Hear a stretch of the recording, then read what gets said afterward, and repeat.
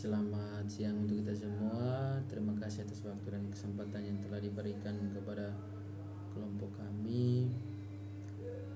Di sini kami akan menjelaskan tentang invertebrata air atau Phylum Echinodermata, di mana kami membahas yaitu bintang laut. Baik, di sini kami dari kelompok 4. Sini saya Jeffrianus Gadu dengan NIM 221301009. Dan ada pun teman-teman saya itu Elizabeth Purnawati Miming dengan NIM 2213010025, dan berikutnya ada Silsa Kapitan dengan NIM 2213010033, Megi Agustina Mesak dengan NIM 2213010041, dan yang terakhir ada Anissa Nurfadila dengan NIM 2213010073. Tanpa berlama-lama, di sini saya akan menjelaskan latar belakang. Kawasan pesisir pantai merupakan daerah terjalinnya interaksi antara tiga unsur alam utama, yaitu daratan, perairan, dan udara. Kawasan pesisir pantai ditandai oleh kelandaian perubahan ekologi yang tajam. Kawasan ini berfungsi sebagai zona penyangga bagi banyak hewan yang bermigrasi untuk tempat mencari makan, berkembang biak, dan membesarkan anak. Kelompok utama Phylum Echinodermata terdiri dari 5 kelas, yaitu kelas bintang laut atau Asteroidea, contoh Achanstertipixus. Kelas bintang ular Ophiuroidea, contoh Amphiodia rutica. Kelas landak laut Echinoidea, contohnya Diademacetoseum. Kelas lilia laut atau Crinoidea, contoh Antheron rosacea. Dan kelas tripang laut atau Holothuriidea, contohnya Holothurian scabra. Bintang laut adalah salah satu hewan invertebrata yang unik, memiliki karakteristik morfologi yang berbentuk simetris, radial, dan umumnya memiliki 5 atau lebih lengan, serta tidak memiliki rangka yang membantu pergerakan. Hewan tersebut bergerak bebas menggunakan kaki tabu. Buku ini diperkuat oleh Puspitasari et al. 2012. Bintang laut memiliki fungsi ekologis sebagai pembersih serasa. Dijelaskan lebih lanjut oleh Alfa Medana et al. 2019. Bintang laut merupakan hewan asosiasi terumbu karang dan padang lamun yang berperan dalam siklus rantai makanan pada ekosistem tersebut, serta menjadi pembersih pantai dari material organik. Sedangkan secara ekonomi, beberapa jenis bintang laut dapat dijadikan bahan dalam pengolahan makanan, bahan kerajinan, atau hiasan.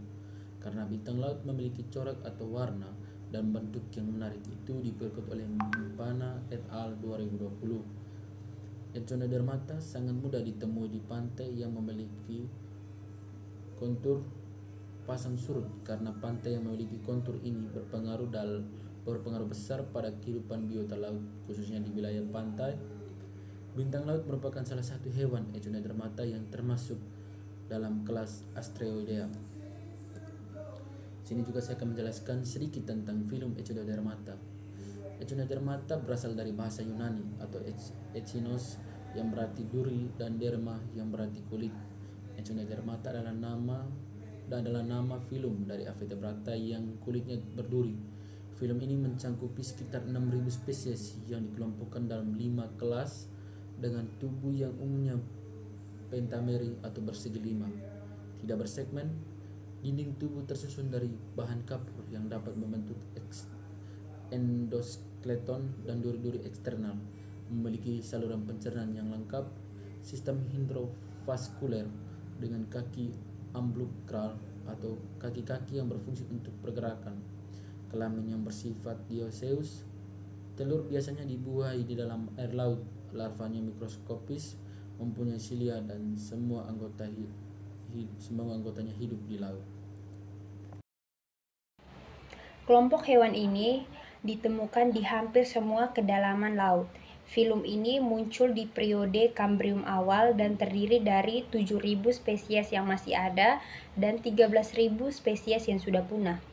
Bagian internal dan eksternal hewan itu menjalar dari tengah atau pusat.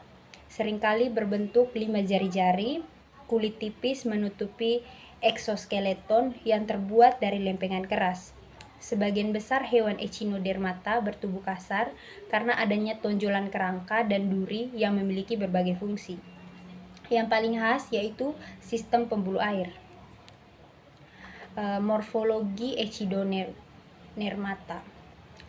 Simetri radial pada hewan dewasa dan larvanya simetri bilateral. Memiliki 3 jaringan dasar, sebagian besar bersila, tidak memiliki kepala dan otak, serta tidak bersegmen. Yang kedua, permukaan tubuh memiliki bulu atau kaki amburaklar. Yang ketiga, tubuh terbungkus oleh epidermis yang halus yang disokong oleh penguat berupa kepingan kapur yang disebut laminae, yang mudah atau tidak mudah digerakkan dengan pola yang tetap dan sering memiliki duri-duri kapur yang halus. Selanjutnya, saluran pencernaan sederhana. Beberapa tidak memiliki anus, memiliki sistem sirkulasi radial yang mengalami reduksi. Respirasi dilakukan oleh insang kecil atau papulae. Beberapa jenis bernafas dengan menggunakan kaki atau amburaklar, sedangkan pada Holotrudeae itu menggunakan batang-batang seperti pohon yang terdapat pada kloaka. Sistem saraf dengan batang cincin yang bercabang-cabang ke arah radial. Selanjutnya, kelas Asteroidae atau bintang laut. Bintang laut adalah biota yang soliter dan memiliki kemampuan mengatur jarak yang konstan antar individu dalam satu spesies. Secara sistematika, bintang laut ini diklasifikasikan sebagai berikut.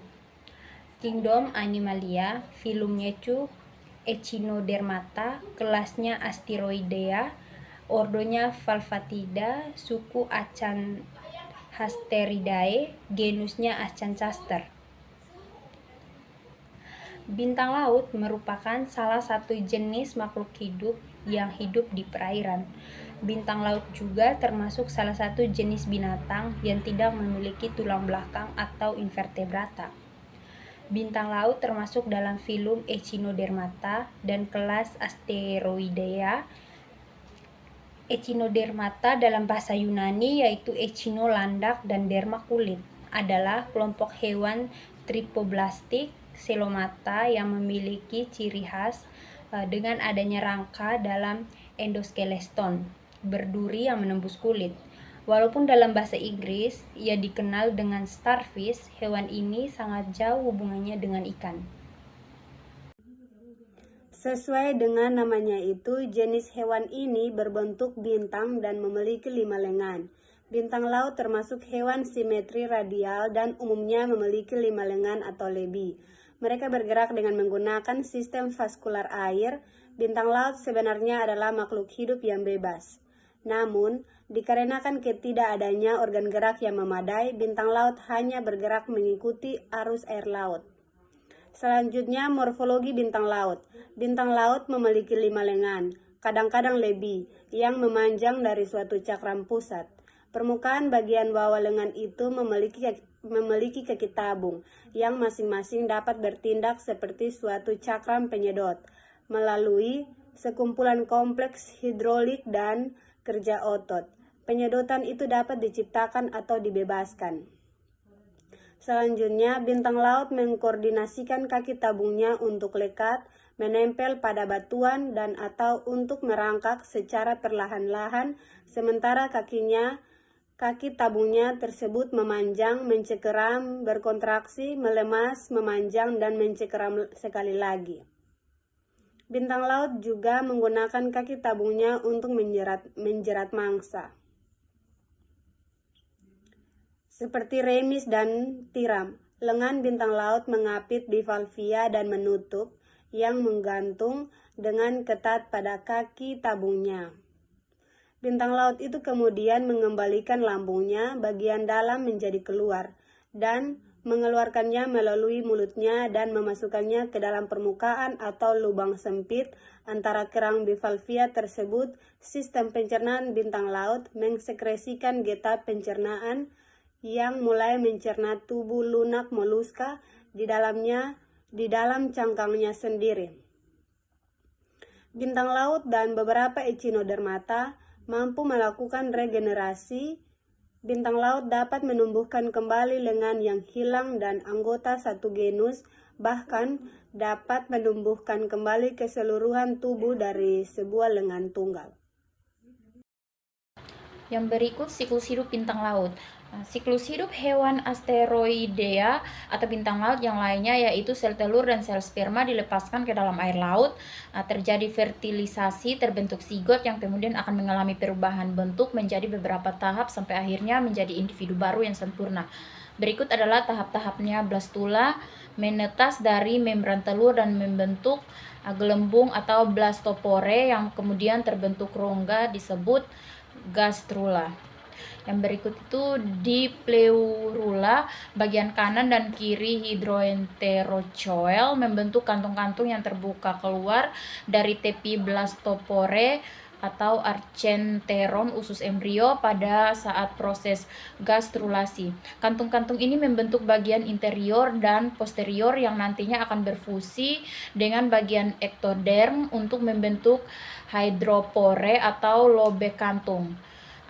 Auricularia dan Bipinaria adalah larva yang hidup sebagai plankton sehingga pergerakannya mengikuti pergerakan arus. Kantung bersilia akan membentuk lengan dan memanjang. Setiap kantung membentuk podium primer dan akhirnya membentuk radial water canal. Silia sebagai alat gerak larva dan untuk mengambil makanan dengan cara menjebak plankton kemudian memasukkannya langsung ke dalam mulut. Yang berikut metamorfosis. Setelah mengapung selama 2-3 minggu, larva kecil akan mulai bermetamorfosis ke tahap brachiolaria atau memiliki 3 interior yang menyembul. Larva pada tahap ini memiliki daya apung negatif sehingga turun ke dalam dasar laut, biasanya di kawasan terumbu karang. Diduga juga larva brachiolaria menggunakan aroma alga berkapur sebagai tanda-tanda untuk turun menempel pada terumbu karang. Setelah menempel di dasar terumbu karang, dimulailah kehidupan sebagai bentos. Selama 24 jam pertama terjadi tahapan perubahan yang radikal. Setelah beberapa kontraksi, benjolan di bagian samping akan muncul membentuk kaki tabung. Tahap ini diikuti oleh beberapa perubahan internal secara bertahap atau pembentukan jantung, penutupan anus yang mana akan dibuka kembali setelah metamorfosis sempurna, pembentukan sistem saraf, rongga oral dan aboral dipisahkan oleh mesentri dan akhirnya adalah sekresi spikula dari jaringan mesenkim yang terurai menjadi bentuk lempeng dan diakhiri dengan pembentukan osikel dewasa. Tahap terakhir ini menandakan bahwa acanthaster telah matang dan mandiri. Acanthaster memiliki batang secara seksual pada akhir tahun kedua dan menjadi pemakan polip karang yang cepat, hanya membutuhkan 3-4 tahun bagi acanthaster planci untuk mencapai ukuran yang umum yaitu 30 cm. Selanjutnya, peran bintang laut. Secara ekologis, bintang laut memiliki fungsi sebagai pembersih serasa detritus di zona intertidal. Keberadaannya dari bintang laut sendiri yaitu sebagai hewan berasosiasi dengan terumbu karang, pembersih pantai dari material organik sehingga merupakan salah satu bioindikator laut yang masih bersih. Bintang laut asteroidea memegang peranan penting dalam lingkungan pantai, yakni memakan bangkai dan cangkang-cangkang moluska yang mengotori pantai, sehingga bintang laut dikenal sebagai hewan pembersih. Selanjutnya kesimpulan. Berdasarkan pembahasan yang telah dipaparkan, dapat disimpulkan bahwa Echinodermata merupakan filum hewan avertebrata laut yang memiliki ciri khas kulit berduri dan umumnya simetri radial pada dewasa serta bilateral pada larva. Filum ini memiliki sekitar 7.000 spesies yang masih hidup dan dikelompokkan dalam 5 kelas dengan karakteristik utama seperti sistem hidrovaskuler dengan kaki ambulakral, endoskeleton dari bahan kapur, dan kemampuan regenerasi pada beberapa anggotanya. Salah satu kelas yang dibahas secara spesifik adalah asteroida atau bintang laut. Asteroidea atau bintang laut yang memiliki peran ekologis penting sebagai pembersih serasa dan bioindikator lingkungan yang bersih. Selanjutnya, saran. Mengingat peran ekologis penting Echinodermata, khususnya bintang laut, dalam menjaga keseimbangan ekosistem laut, penelitian lebih lanjut mengenai populasi, distribusi, dan ancaman terhadap kelompok hewan ini di berbagai wilayah perairan Indonesia perlu ditingkatkan. Selain itu, adanya upaya edukasi dan sosialisasi pada masyarakat mengenai pentingnya keberadaan Echinodermata bagi kesehatan lingkungan laut, seperti potensi pemanfaatan berkelanjutan dari kelompok Echinodermata lain yang memiliki nilai ekonomi seperti teripang dan bulu babi, dengan tetap memperhatikan prinsip konservasi. Sekian dari kelompok kami, terima kasih.